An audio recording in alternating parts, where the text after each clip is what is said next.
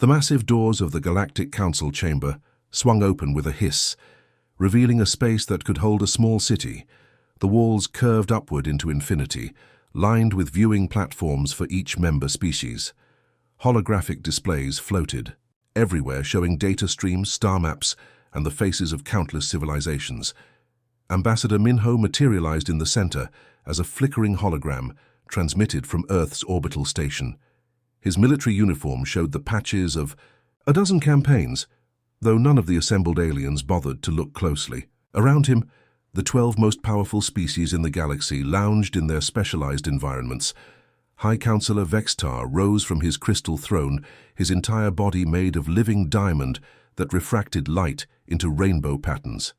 His species had conquered gravity itself, building cities that floated in the void between stars. The crystals in his chest pulsed with each word he spoke, creating a sound like wind chimes in a storm. "So," Vextar began, his voice echoing through the chamber, "the humans want to play with the big children now?" Laughter erupted from the viewing platforms.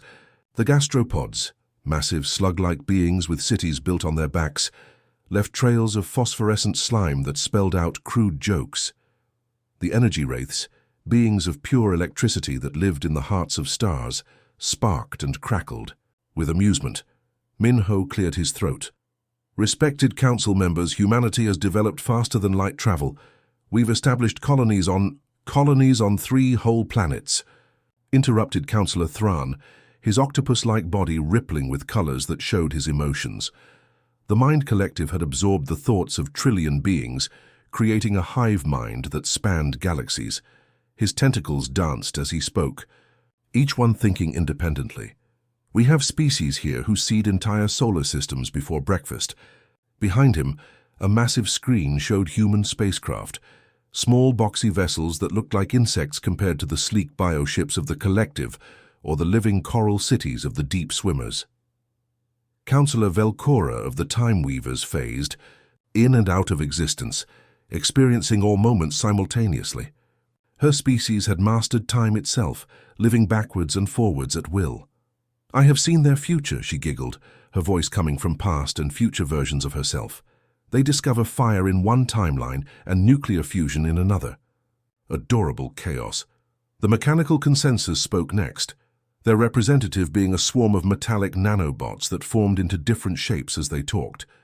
"Our scans show they still use projectile weapons, chemical propulsion for spacewalk. No quantum encryption in their communications. It is like gifting membership to bacteria." Minho's image darkened as he fought to maintain his composure. "With respect, we've made remarkable progress in just 50 years of space travel." "Progress?" Councillor Zorath of the Void Hunters rose on his 4 insectoid legs, his compound eyes gleaming. His species lived in the darkness between galaxies, hunting things that made other species wake up screaming. "You've barely left your system's edge. We've eaten civilizations older than your sun." The plant network rustled with amusement, their representative being a massive tree whose roots connected to every planet in their domain. Leaves fell from his branches, each one containing the consciousness of 1,000,000 plant minds. "They haven't even achieved photosynthetic integration. How primitive." Ambassador Minho straightened. "We may be young as a spacefaring species, but we're determined to contribute to galactic peace." "Peace?"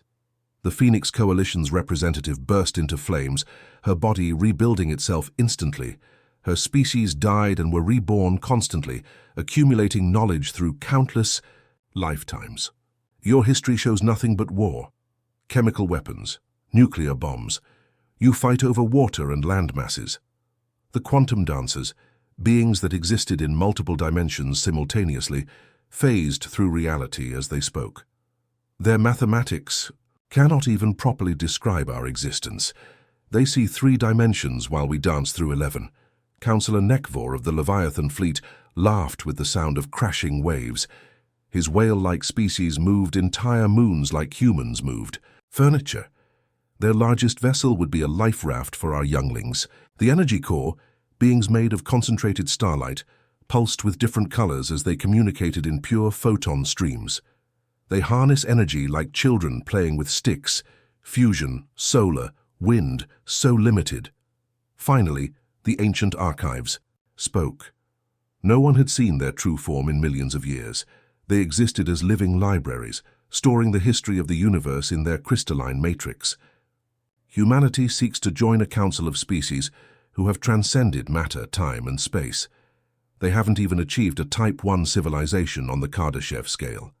The chamber fills with exotic sounds, crystalline laughter, quantum buzzing, electromagnetic screeching, and the rustling of world trees.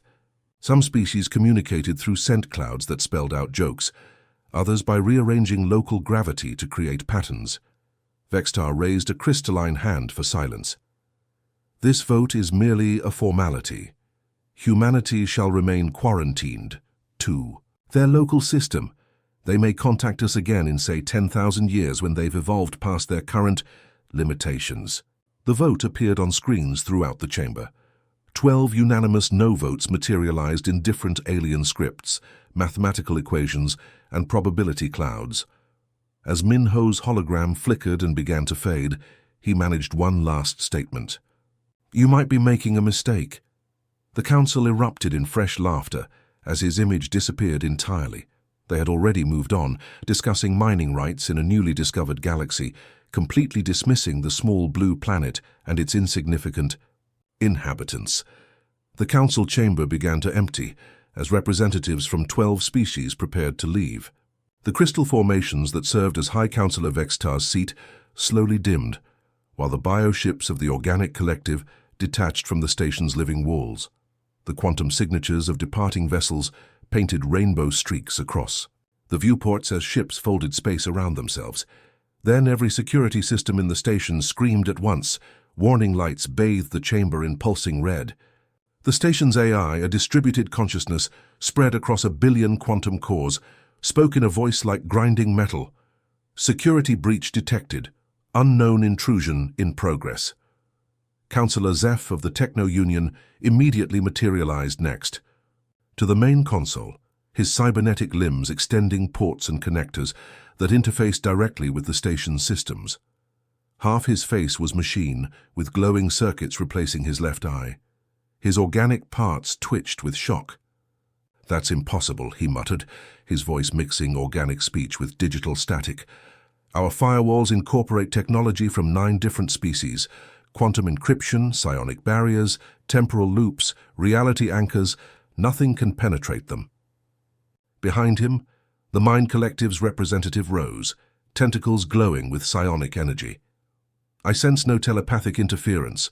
Whatever this is, it's purely technological."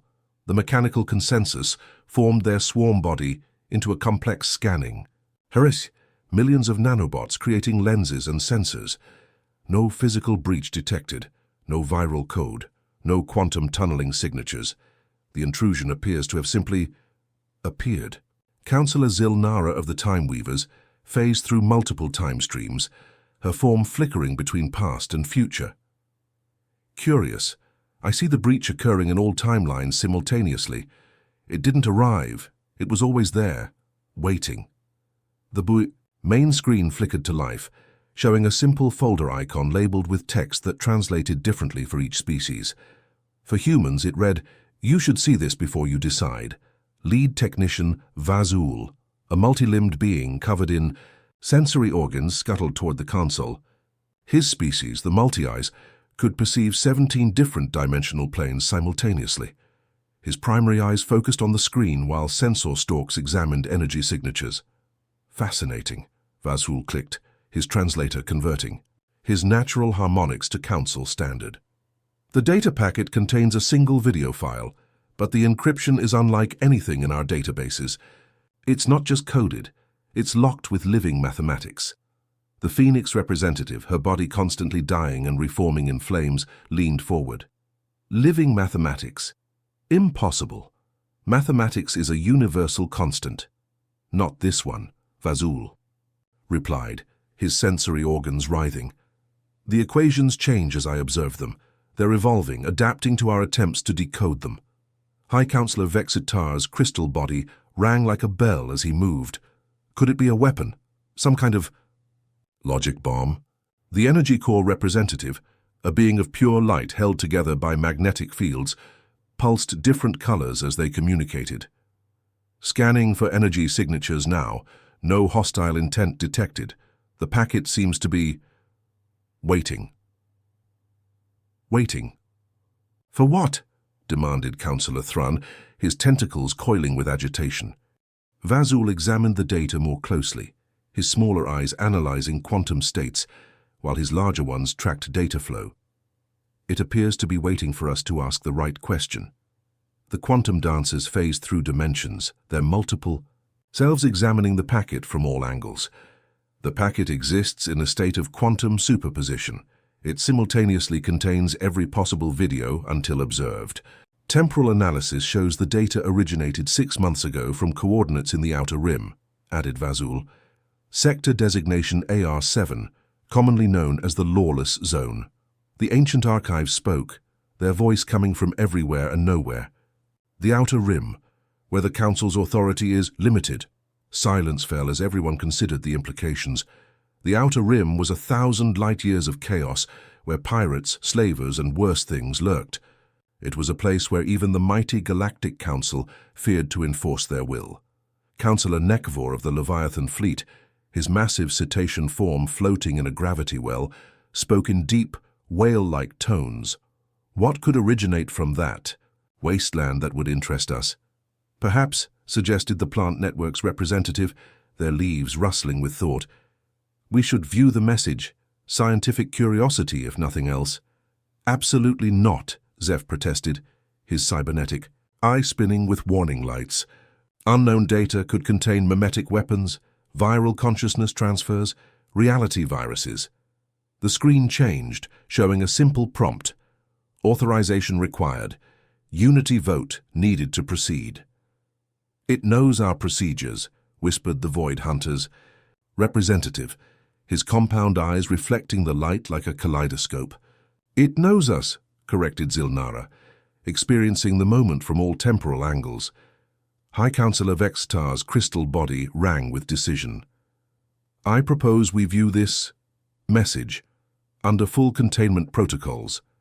Scientific curiosity must be satisfied. One by one, each species voted.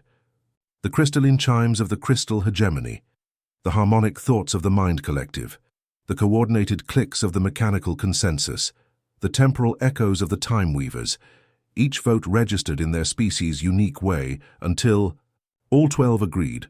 The chamber's defenses activated. Reality anchors locked space-time in place. Psionic dampeners blocked telepathic interference. The station itself moved into a higher dimensional bubble, isolated from the rest of reality. Initiating playback, announced Vazul. May whatever gods you worship have mercy on us all. The packet unfolded like a flower blooming in reverse, its living mathematics dissecting themselves to reveal their secret. The quantum lock opened, with a sound like reality tearing, and the first frame of the video appeared on screen. The timestamp showed 6 months ago. Location, Outer Rim, Sector AR7. And in the corner, a small symbol, an insignia none of them recognized, showing a simple blue planet with a single moon.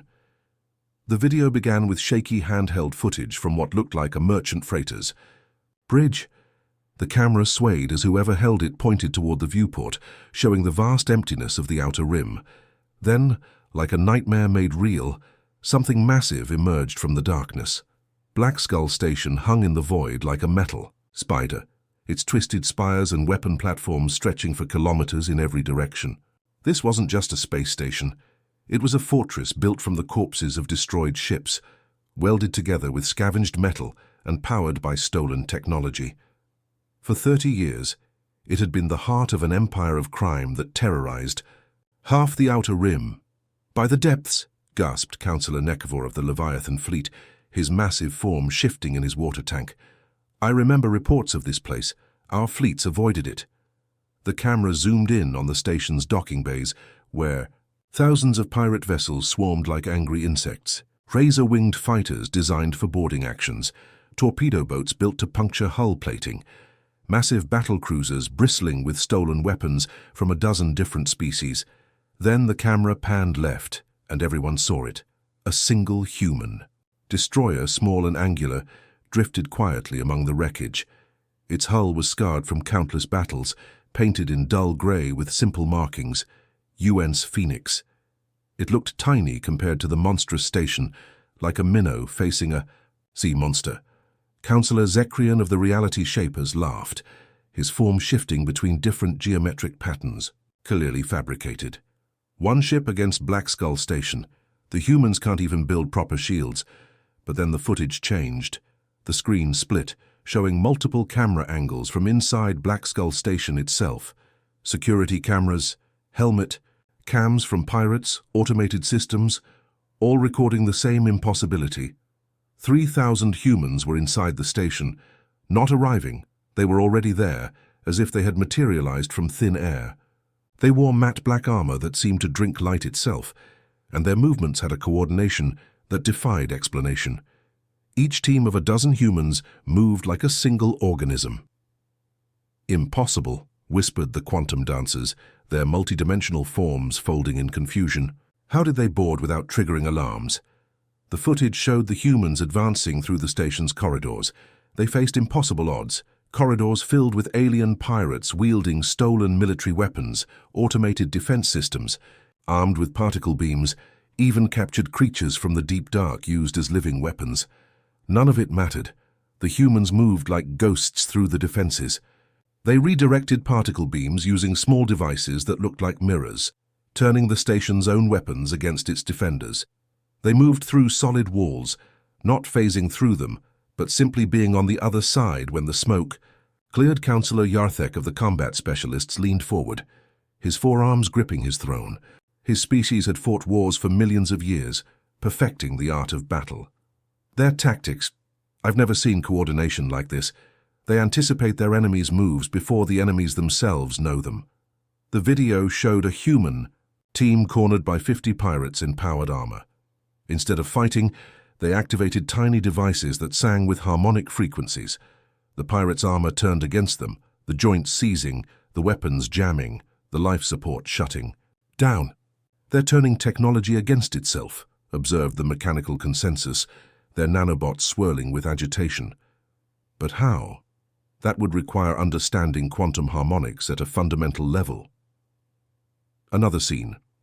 A human soldier faced with a gravity cannon, a weapon that could create tiny black holes. Instead of dodging, she threw something small toward it.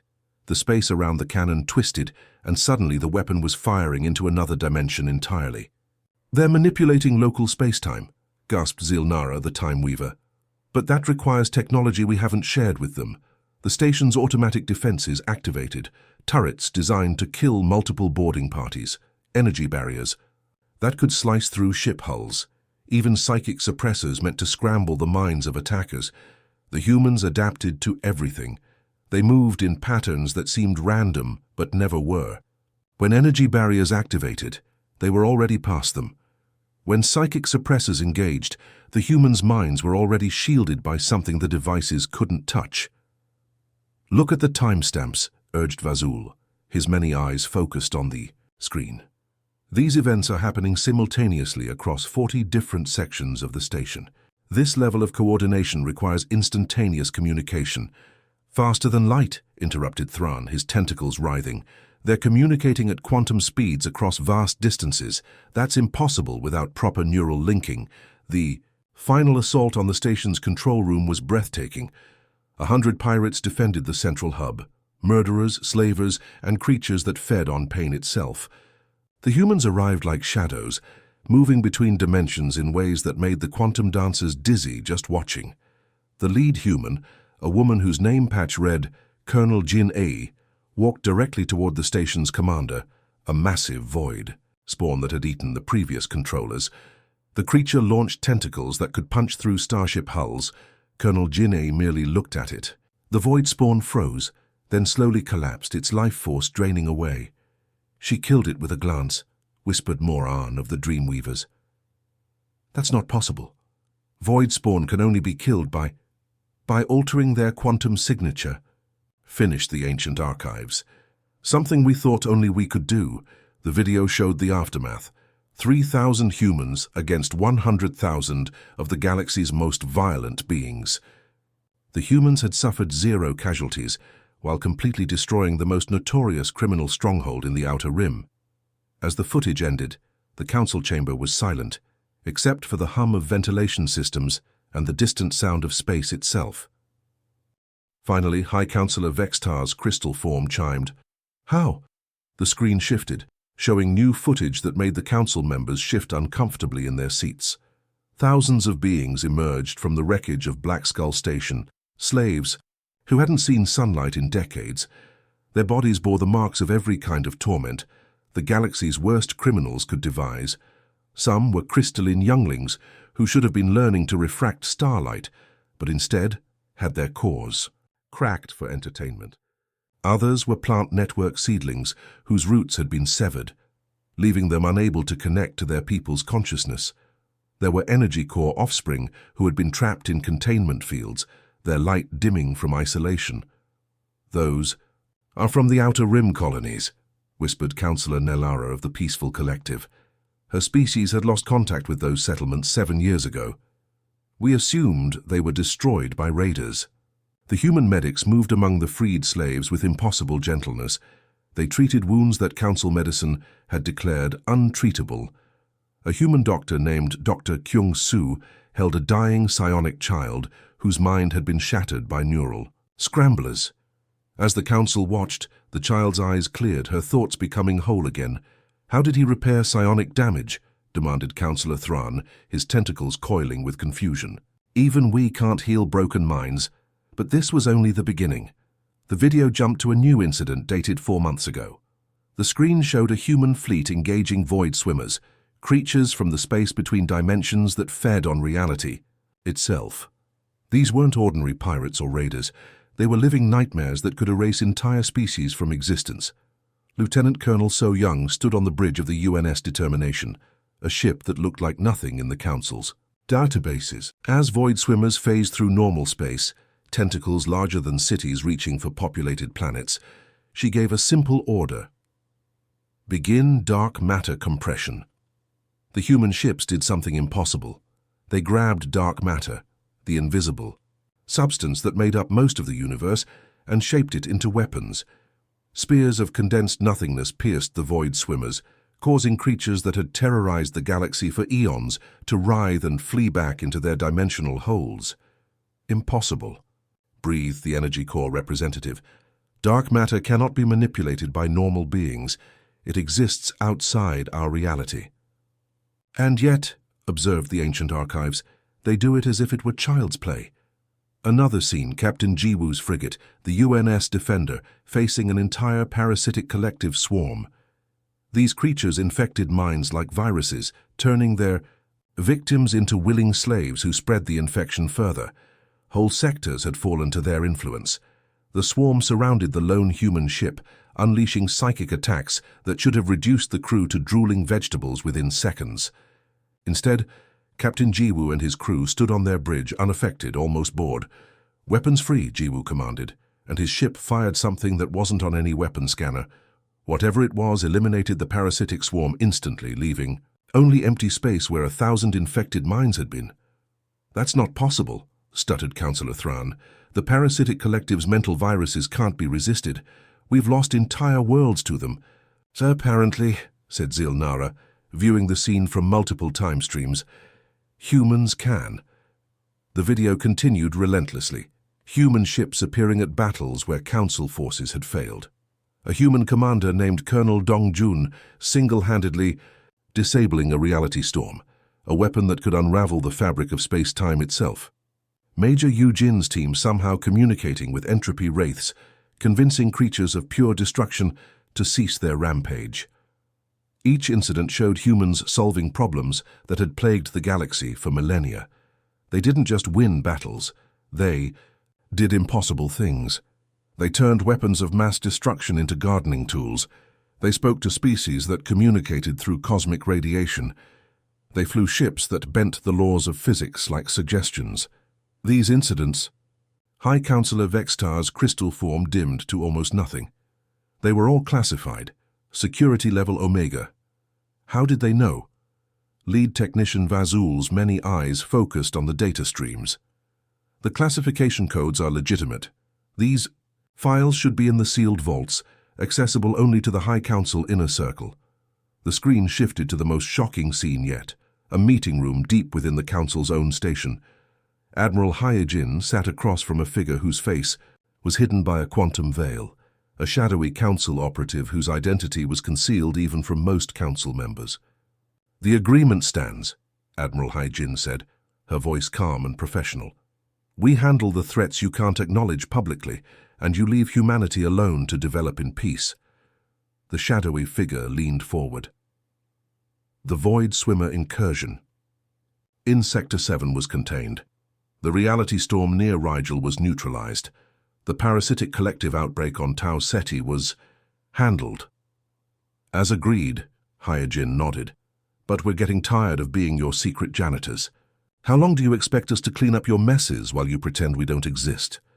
"The quarantine serves both our interests," the figure replied. "You get to advance without interference. We get problems solved that would cause panic if known." Publicly, the council chamber erupted in shocked whispers and exclamations in a dozen alien languages. The plant network's leaves rustled with agitation. The quantum dancers phased frantically between dimensions. The time weavers experienced past and future simultaneously, their temporal forms flickering with distress. "There's a shadow agreement," Councillor Nekavor rumbled, his massive cetacean form creating waves in his tank. "With humans." "Not just any humans," corrected the ancient archives, their voice carrying the weight of eons. "With their military command. They've been our partners for years." The video showed more meetings, more agreements. Human admirals discussing threat assessments with shadowy council figures, plans to handle everything from dimensional incursions to reality viruses to cosmic parasites. The humans didn't just protect their own space. They protected council space too, dealing with threats too embarrassing or terrifying for the council to acknowledge. The final clip showed Admiral Hyojin leaving the meeting room. As she walked past the camera, she looked directly into it with a slight smile. "Still think we're just primitive primates with fire sticks?" she asked, as if speaking directly to the watching council. The video feed cut to black, leaving the council chamber in stunned silence. They had spent years mocking humanity while secretly depending on them to solve problems that would have destroyed civilizations. The screen went black, leaving only a single line of text that appeared in every language. At once, still laughing, the words hung in the air like an accusation. The massive council chamber, which moments before had buzzed with the conversations of 12 powerful civilizations, fell into absolute silence. Even the constant hum of the station's systems seemed to quiet, as if the universe itself was holding its breath. High Councillor Vextar's crystal form barely glowed, its light dimmed by the weight of understanding. He had ruled over the crystal hegemony for 3,000 years, had seen the birth and death of stars, yet nothing had prepared him for this revelation. "They've been protecting us," Councillor Thran finally spoke, his tentacles moving slowly like seaweed in a calm ocean. The Mind Collective, known for their arrogance in believing they knew all thoughts in the galaxy, sounded small and humble. "All this time, they've been saving us." The quantum dancers stopped their constant phasing between dimensions, their forms solidifying in what their species considered a gesture of deep shock. "And we mocked them, called them primitive." Councillor Zeph's cybernetic implants whirred as he processed the implications.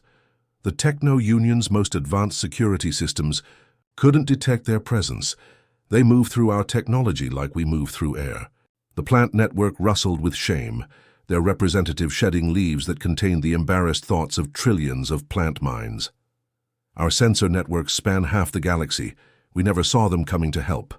The energy core pulsed, with colors that showed remorse, deep purples and blues that meant regret in their language of light.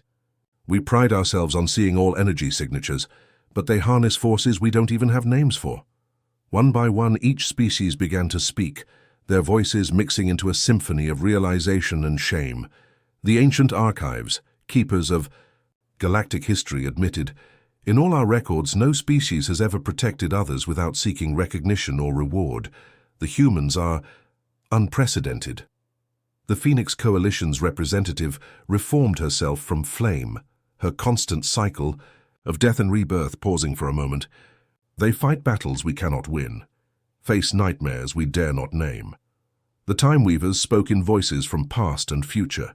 We have seen the threads of possibility. Without human intervention, 17 civilizations would have fallen this year alone. High Counselor Vextar rose from his crystal throne, his form beginning to brighten again. "We have a choice to make," he announced, his voice carrying the gravity of the moment. "We can continue this charade pretending they don't exist while they bleed for our safety. Or we acknowledge what they are," finished Counselor Zorath of the Void Hunters. His species, known for their ruthless nature, spoke with unusual respect. "They are not the species we thought they were." The vote displays materialized throughout the chamber, showing each species' choice in their native format. The crystal. Hegemony's vote appeared as a perfect geometric pattern. The Mind Collective's thoughts harmonized into a single choice. The energy core blazed with unified light. One by one, the votes appeared. Not a single no among them, but before the results could be officially announced, something unprecedented happened. The massive chamber doors, which required the combined authorization of all 12 species to open, swung wide of their own accord. Admiral He-Jin walked into the chamber. She wasn't a hologram this time. She was physically present, having somehow bypassed every security system in the station. She moved with the quiet confidence of someone who had faced down reality storms and emerged victorious. Behind her walked 12 human officers, each representing Earth's various fleets. "Thank you," she said simply, her voice carrying clearly across the vast chamber without amplification. "We're glad the secret is finally out." Counselor Muvar of the Deep Swimmers, living in a tank of compressed ocean water, spoke through patterns of bioluminescence. "How long have you been here in our station?" "Since you began showing the video," Admiral He-Jin replied with a slight smile. "We thought it was time for a proper meeting." The implications sent ripples of shock through the assembled beings. They had been in the heart of their most secure facility, and humans had been present the entire time, undetected. "The quarantine," Admiral He-Jin continued, "was never a prison. It was an agreement, a way for both our peoples to coexist without the political complications of formal relations. But that time is over." She gestured to her officers. "Allow me to introduce Earth's Galactic Relations Division, something we've had for 50 years, despite supposedly being quarantined." Colonel Jinne stepped forward, the same woman who had single-handedly destroyed Black Skull Station. "We've been studying galactic civilization since our first contact, learning from you, adapting, growing." Captain Jiwoo, the man who had defeated the parasitic collective, added, "Our scientists learned to manipulate dark matter by watching energy core vessels. Our medical techniques came from studying crystalline healing methods." The Council realized they hadn't been protecting humanity. Humanity had been studying them, learning from them, surpassing them while remaining hidden. Admiral He-Jin looked at each representative in turn. "We don't want your territories. We don't seek your resources. We simply want to work together openly as equals to face the threats that endanger all of us." High Counselor Vexitar's crystal form rang like a bell as he stood. "The quarantine is hereby lifted. Humanity is granted not just membership in the Galactic Council, but a permanent seat among the primary species." As cheers erupted throughout the chamber, crystalline chimes, harmonic whale songs, quantum harmonics, and a dozen other expressions of joy, Admiral He-Jin smiled. "There is one more thing," she said, and the chamber quieted. "We'd like to share our technology, teach you our methods. It's time for the galaxy to face its problems together." The ancient archives spoke, their voice filled with wonder. "This moment will be remembered as the day the galaxy truly became one, when humanity stepped from the shadows to save us all." Admiral He-Jin nodded respectfully to each representative. "No more shadows, no more secrets. From now on, we face the dark together." The end.